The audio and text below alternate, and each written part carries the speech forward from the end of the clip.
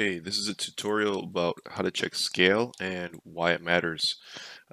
First off, I'm just going to show you how to check scale.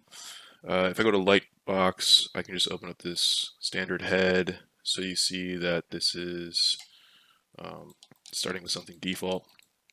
The main thing that you care about here is this export value. So tools, tool, and export. See the scale is set to 0.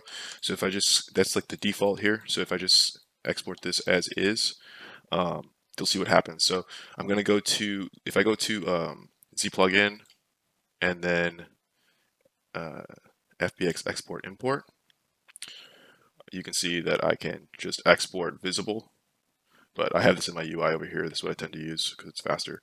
Export visible. I already have this here, female head, so I'll just save that. So everything now is going to go there, and then I'm going to open up Marmoset toolbag, which is what I recommend for checking scale if you can get it. And I'll show you why. So if I go to this little widget over here and I say show show scale reference, there is my scale reference. I'll hit file import so you can see in relationship to this, and you can see the default for this head is tiny. How do I fix this? Generally the way that I do it is I go back to ZBrush and check this export value, and I already know if I go to something like 13 for this particular head, that's going to be realistic size for a female head. So I'm just going to go ahead and hit export again. And ZBrush or Marmoset is nice because it will auto update the model. So if I go back to Marmoset, you'll see that it's already changed in size. And then if I just move this up, we can see it's about right. I'm also going to show you quickly how to do this in Maya in case you don't have Marmoset.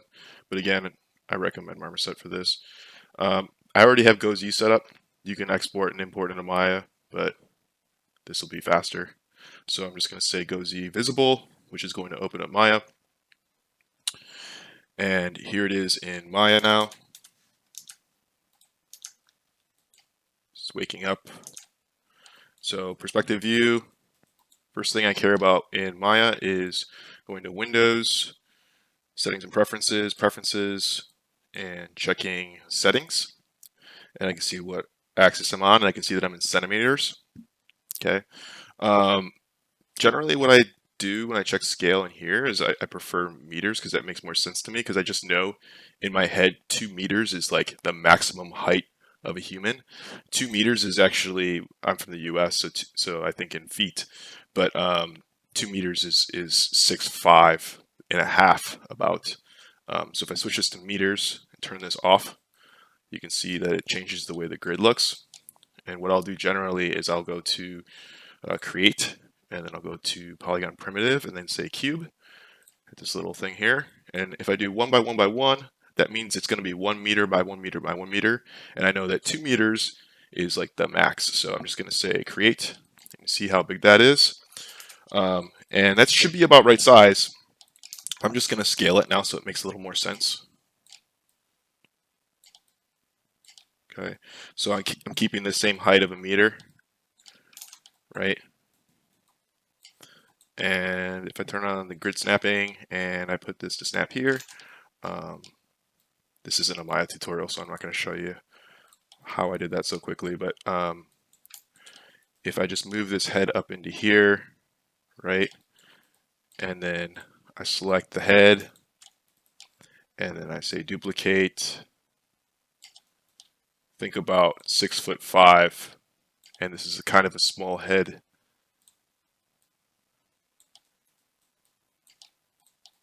So that's where we're at with it. So roughly, like, you know, it's going to be a few heads up, but we know that it's like relatively okay. If you want to like, so if this is a meter, right, and let's say it was 8 heads tall, you know you're like within the realm of reasonable. It's not something crazy. If you really wanted to test the exact size, I also know that if I check the internet, a head is about 20 centimeters long, so I can actually go back to here, Windows, settings, preferences, and then go ahead and check my settings and go back to centimeters here, save, and then if I go to create, there's a measuring tool and I can make that distance. So what I did is I just switched to the front view, and I'll actually turn this to here and just click about here and here, 20.9. So pretty much right on the money for what a real head is from top to bottom. So, and that's really just because I already knew what that number should be in ZBrush since I already checked. If I was doing this and I didn't know the number, the way that I would do it is I'd probably just like check in Marmoset and see, okay, the head is, let's just go back and I'll show you what I mean. Let's just say the head is, so I put this back to 0 and then say export visible, female head. Yes, you're going to see Marmoset auto updates. So it is tiny. Again, see how small that is? I can barely see it. I actually thought it was gone. So basically when I see it come in like this, I'm just kind of like, I think I'll start out going 10 times as big and go into ZBrush, hit export scale, times 10, enter, export visible, save over it. Yes. Let's go back to Marmoset, check. Okay, now it's getting closer. I don't want to do another 10 times. Maybe I want to do like 5 times though. So back to here, export, 15, export visible. Okay. And now that starts to feel like, okay, this is a reasonable size for me to work with. So I just wanted to tell you about how to check scale quickly. For those that are looking for that information without too much delay, that now you know how to do it in Maya and Marmoset. You can see in Marmoset it's the easiest way. Couple other things. Why do you care about it? Well, one thing you can always try, if the reason you care is because it messes up the way ZBrush works. ZBrush works on an arbitrary unit system, so it doesn't always play nice if you have a strange scale going on in here, and it's also kind of confusing how it relates to other programs that use scale. I don't know all the ins and outs of it because I didn't program ZBrush. I guess it's kind of complicated. It has something to do with this arbitrary number here, but what I will say is I know a few ways that we can fix it and work with it. So if I go back over to ZPlugin, one of the first things you want to look for to potentially fix a situation that you're running into, you can always try this, and it's in Scale Master, and it can be ZBrush Scale Unify. So I try running that sometimes if it's messed up before messing with the scale. Now, I'm not totally sure what happens here. I do notice that changed this number slightly. If you have your scale right, and you decide to run that, just make sure that you check your scale again. But chances are, if your scale is already correct, like ZBrush will be functioning as intended. One way that you can kind of tell on a model like this is if I do a Dynamesh with the default value, it should be okay. So see, that's the 128 didn't give me anything crazy, right? That's like a reasonable amount of polygons. Also, you can see if I check the Z remesher at the normal count of 5, it's doing something pretty normal. Nothing too crazy. So this is a good scale, and things are working as expected. This is what you want. A situation where scale starts to get crazy. If I scale everything up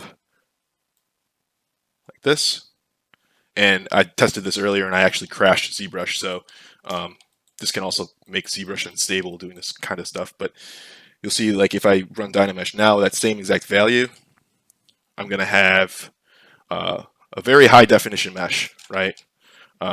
That's over 2 million. It's a good thing I have a fast machine. So I'm going to undo that, and I'm going to bring it back to the scale, and then I'm going to show you what happens. So again, Dynamesh this, that's a good amount. That's what we want. What happens if I go smaller? like this, Dynamesh, and now it's not. It's doing some pretty crazy stuff, right? You would not want that. So that's the reason why scale matters when you're working in ZBrush, because ZBrush will do a lot of stuff that you do not want, and that's how to test the scale.